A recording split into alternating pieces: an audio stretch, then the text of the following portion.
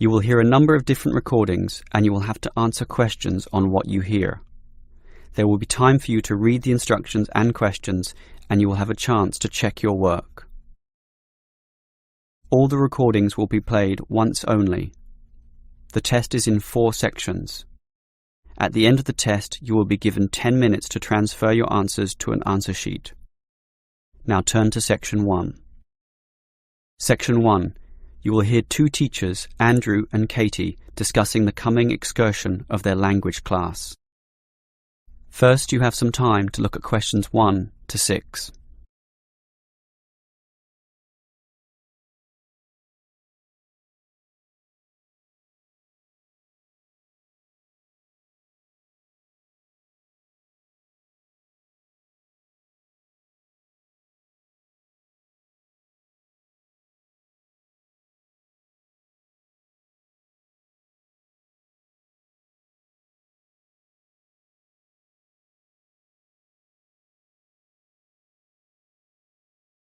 Now we shall begin. You should answer the questions as you listen, because you will not hear the recording a second time.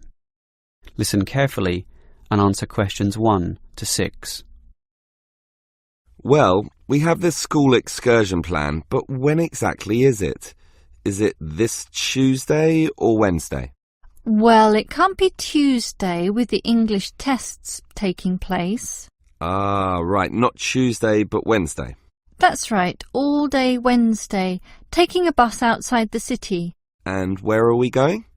Last month we went to Arthur Island, so this time we're going to the animal park. Arthur Island was okay, but it was too cold. Let's hope the weather for this week's excursion is better. I don't suppose animals care about bad weather, but I certainly do. Have you heard the forecast? Yes, and it's not too bad. Basically, they're saying Monday will be sunny. Good. But then the weather will change. Not so good. Yes, Tuesday we'll have some showers, but by Wednesday, the day of our excursion, it will be, well, their words are cold and cloudy. Cold and cloudy. Well, as long as it isn't wet and rainy, I'm happy enough. We won't need umbrellas, just warm clothing. And what time will we get there? Let's see, the bus picks us up at 8:30 a.m. and then it's an hour and a half on the road, so we arrive at 10 a.m. Sorry, with the 15-minute break, that will actually be 10:15 a.m. That's early enough. Then all our students can see the animals, have their fun, and do whatever they want to do. Well, one fun event planned that day is Birds of Prey. What's that? That's when they bring out several birds of prey, eagles, falcons, kites, those sorts of birds, and throw pieces of meat into the air, and the birds swoop down and eat them. It's quite impressive. Sounds great. Birds of prey. Are there any other activities? There's a catered lunch at the park restaurant. We've already paid for that. And in the afternoon there's... Well, I had a choice between the reptile display and the koala handling. In the reptile display, the students can handle live pythons and various other snakes. Surely they'd rather hold koalas. I'm sure, but the koalas can't be handled unless the weather's sunny, and given the forecast, I thought it better to choose the reptile display. That's a shame. These Asian students would love the koala handling. Yes, I know, but we can't control the weather. And then we get back. What time will that be? We leave the park at 4:30, but then we face traffic, so we won't get back until well after 6 p.m. It will most likely be 6:30, but that's better than the last trip. We didn't get home until 8:30 that time. Yes, that was a bit too late, wasn't it? Before you hear the rest of the conversation, you have some time to look at questions 7 to 10.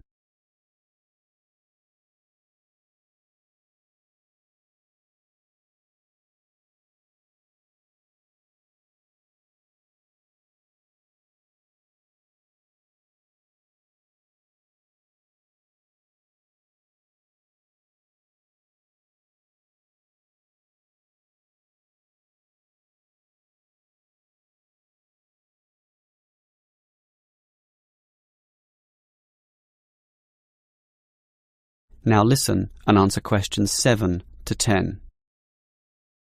Andrew, I understand you've been doing some research regarding the breakdown by nationality of our student body. That must have produced some interesting results. You're right. I got some statistics from head office. I would imagine that most of our students are either Japanese or Chinese. You imagine right.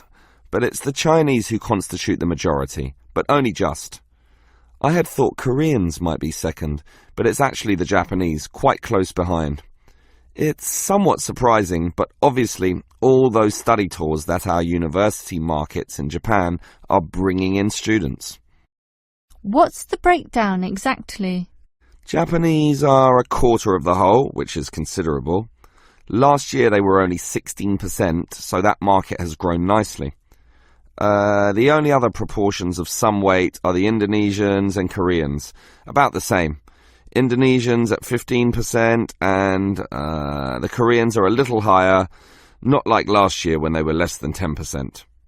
I thought we'd have more Indonesians than Koreans. Well, as I said, they're about the same. Just like the Saudi and Thai student numbers, almost the same also, both just under 10. Which one is bigger? Thai students number just a fraction more. As for the other nationalities, collectively they're only 3%, so it wasn't worth giving each of them a separate category. I just grouped them under other. That's Vietnamese, South American, a couple of Russians, and so on. That is the end of section 1. You now have half a minute to check your answers.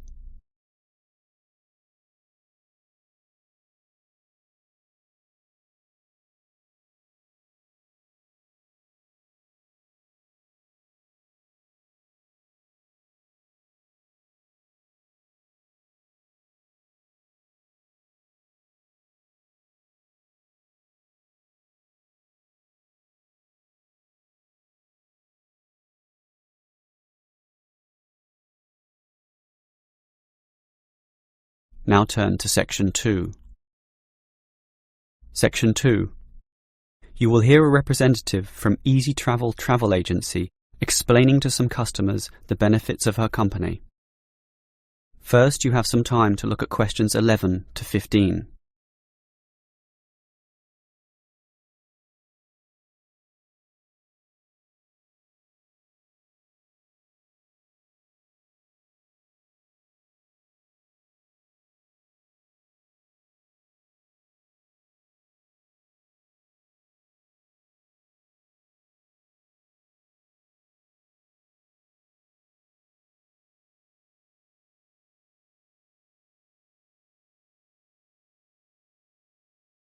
Now listen carefully and answer questions 11 to 15.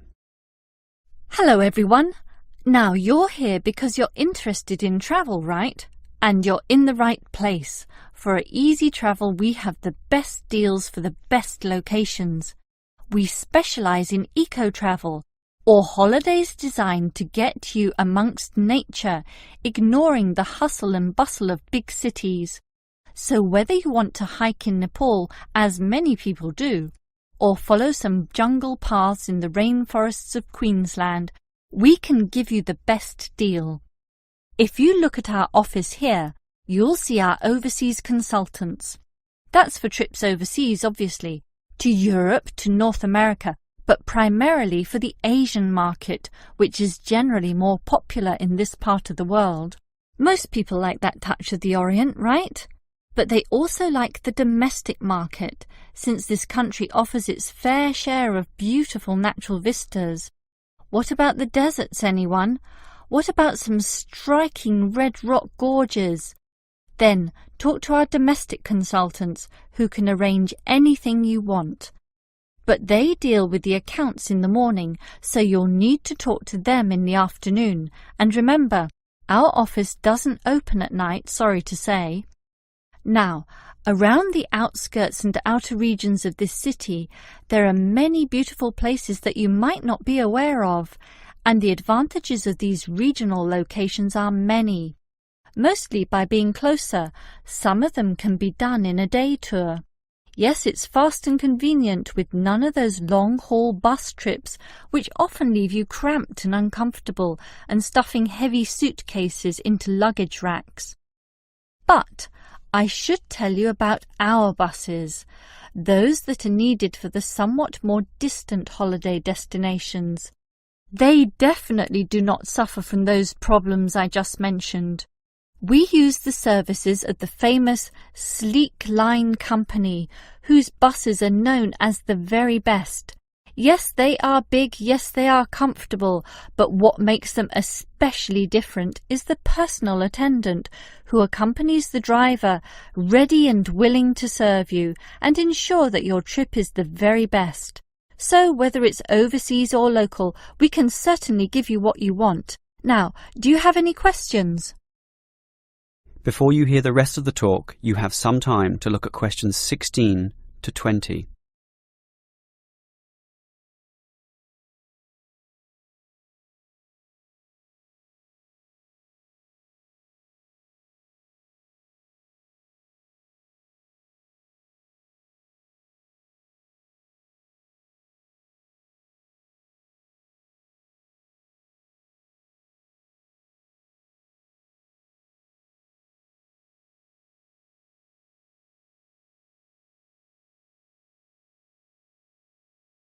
Now listen and answer questions 16 to 20.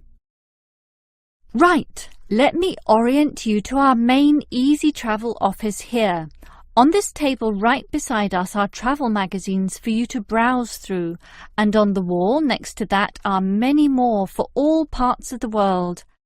Our 4 travel consultants sit over there on the other side of that long counter. That's right, 4 of them, side by side, all serving various regions. Now, let me tell you their specific functions. Firstly, the consultant on the left, next to the plant, is the local tours consultant, serving tours in the immediate vicinity of this city. Next to her is what we call regional tours, targeting the statewide options. Next to her is the interstate tours, and that can involve either buses or planes. In the former case, utilising the Sleek Line bus service, as you know. And finally, next to her in the corner is General Inquiries, which is self-explanatory. If you have questions of a general nature, rather than one relating to specific destinations, you can go there. Now, as I said, we can do international tours, and for that you need our big office, just through that door, the one between those 2 plants. However, if your international tour is in the Asian region, which is generally our most popular option, then we deal with that in a separate room, the one opposite international tours, but not the corner one. Just go through that door on the left, the one next to that cupboard. The door next to that is, in fact, our general office, so please don't go through there. That's reserved for staff members only. That is the end of section 2. You now have half a minute to check your answers.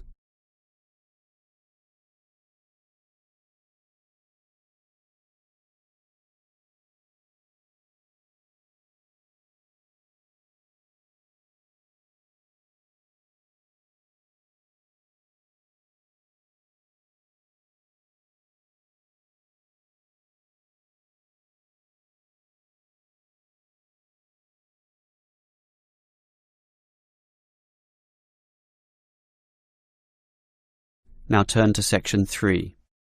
Section 3. You will hear 2 students, Sam and Liz, discussing their university orientation program. First, you have some time to look at questions 21 to 24.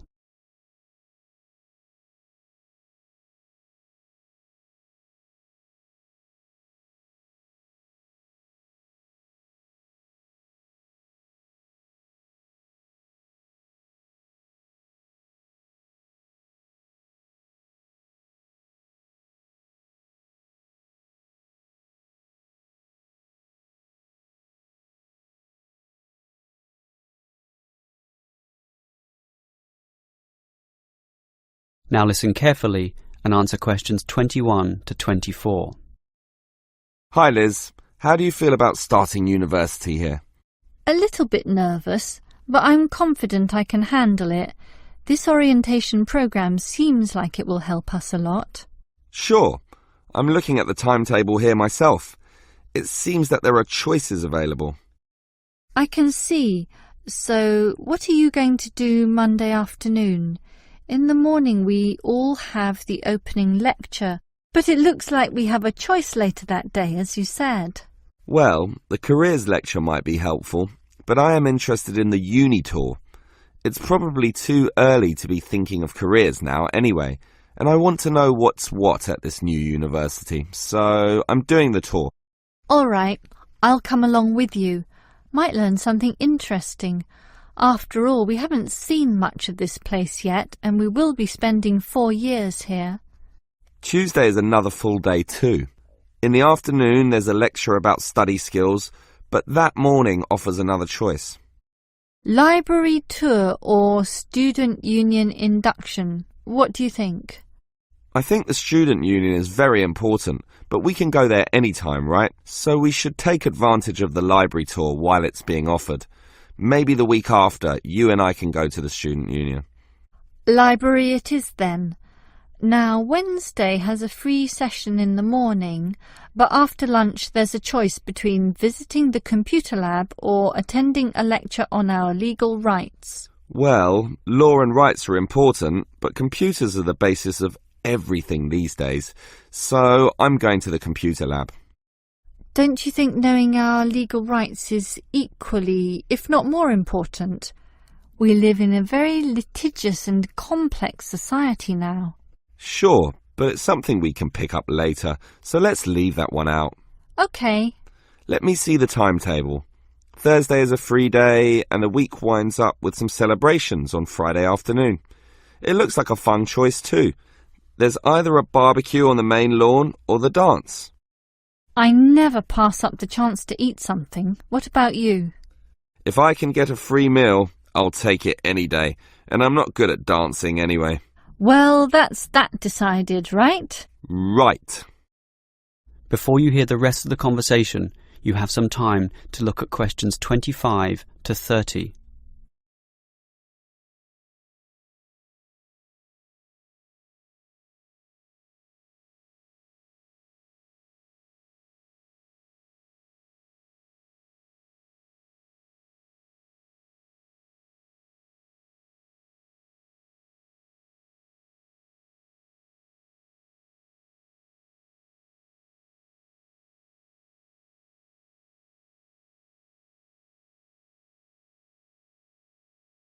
Now listen and answer questions 25 to 30. Guess what, Liz? There's another interesting thing in this orientation booklet, and it looks important, about a style guide. What's that? Take a look yourself. It seems to be a set of rules regarding how to present written work, essays and that sort of thing to the lecturers. They want a uniform style of presentation. I can see, so everything we hand in must have a header and a footer. A what? A header and a footer. The footer is at the bottom of the page and the header is at the very top. That's why they call it a header, you know, that little bit of writing giving details about the work. And they also want the word count. Why do they need that? I guess because the lecturers will specify the number of words they want for their assignment, and they want to be sure students follow this. And even the heading on the page has to be a specific dimension, 16 points and bold print and underlined. And subheadings are 14 points, and the font has to be Arial for everything. Yes, the main text is Arial too, as you said, and the size is 12 points, with the header and footer being slightly smaller at 10 points each. Well, it seems logical. The size of everything is in proportion to its importance. But why do they need the spacing of the main text to be 1.5? The header and footer are different. They're only single-spaced. Probably to allow the teacher to insert comments or corrections, or just to make it all more readable, I suppose. And we need wide margins on the left, right, top and bottom, probably for the same reason. Lots of space to allow the addition of comments. That's a bit scary, actually. It seems to assume we will be making mistakes. And look what they want in the header and footer. The header has the name of the work. Not the name of the teacher? No, the work, but surely the teacher's name must go somewhere. Ah, here it is. It goes in the footer. OK, I'd say this is all logical. If a page is lost, say falls to the floor, then with all this information it can always be traced back to the teacher involved. Right. As you say, all very logical. That is the end of section 3. You now have half a minute to check your answers.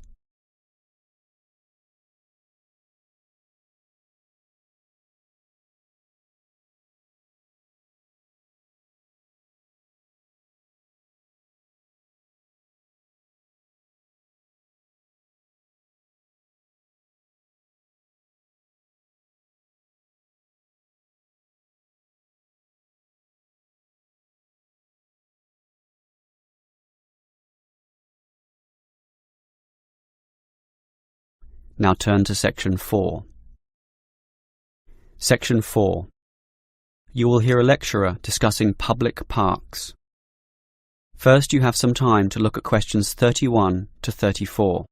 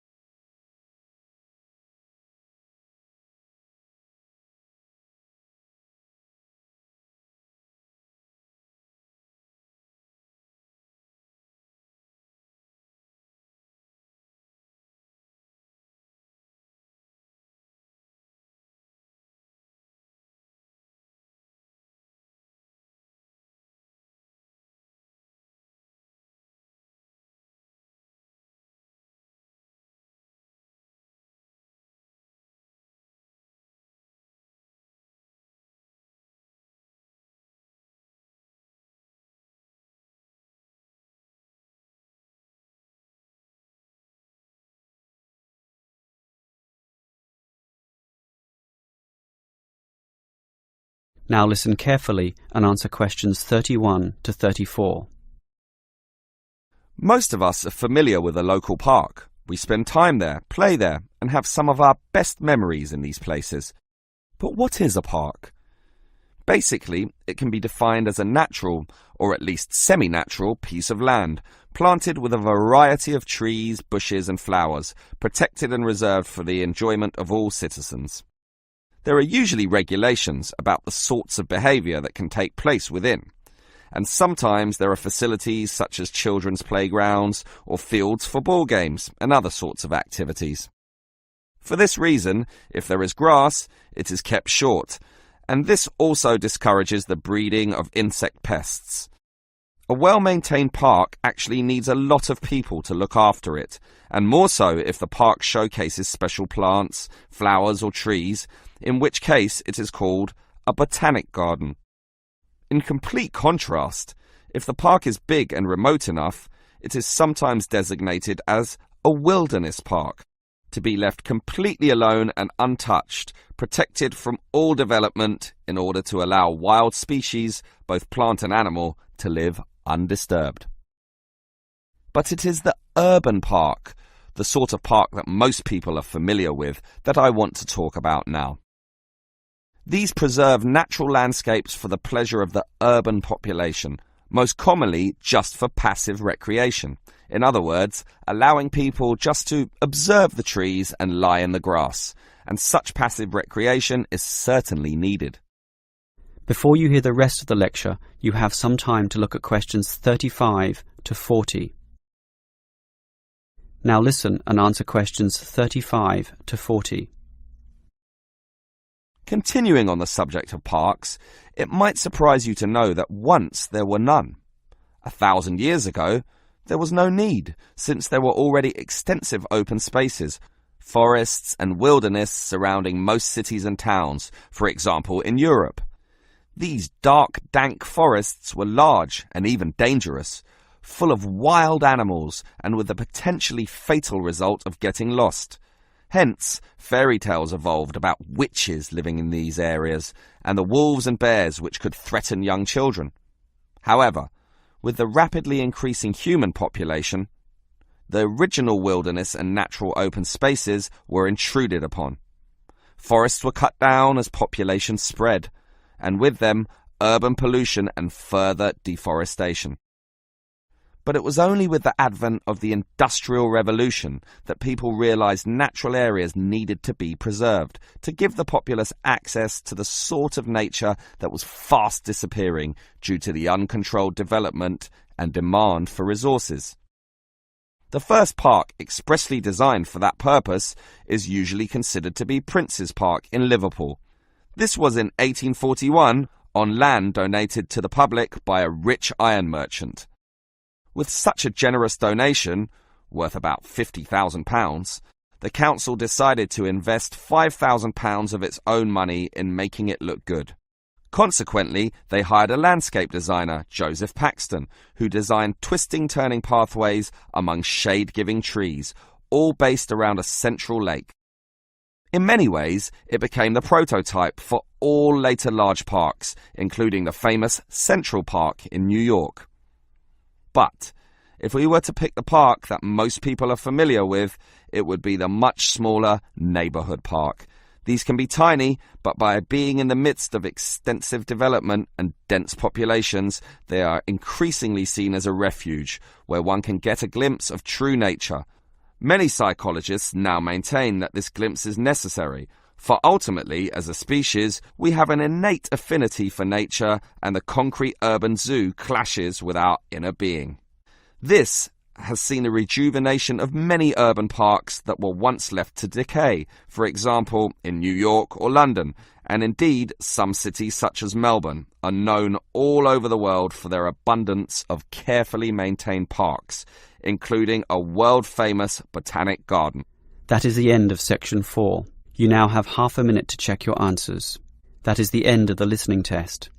In the IELTS test, you would now have 10 minutes to transfer your answers to the answer sheet.